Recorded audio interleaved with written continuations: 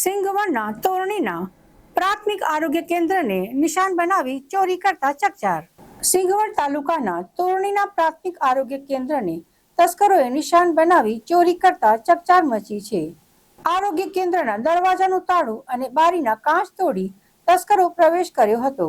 તસ્કરોએ અહીંયાથી ટેબલ, ખુરશી અને સ્ટેથોસ્કોપની ચોરી કરી લઈ ગયા હતા।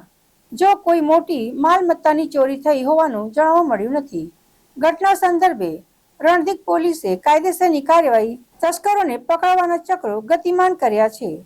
ઉલ્લેખનીય છે કે પાછલા કેટલાય સમયથી સિંગવડ તાલુકામાં તસ્કરો બેફામ બન્યા છે। ત્યારે અંદર ગઈ એ વખતે દરવાજાનું લોક તૂટેલું હતું અને દરવાજો ખોલીને હું અંદર ગઈ પછી ચોરી થયેલી હતી। અંદર 3 પ્લાસ્ટિકની ખુરશી, ટેબલ, સ્ટેથોસ્કોપ અને મોટરની પાઇપ ચોરાઈ ગયેલ છે। ત્યાર પછી મેં ગ્રામજનોને જાણ કરી, એ લોકો સેન્ટર પર દોડી આવ્યા અને તપાસ કરી। તમે અત્યાર સુધી પોલીસને જાણ કરી છે?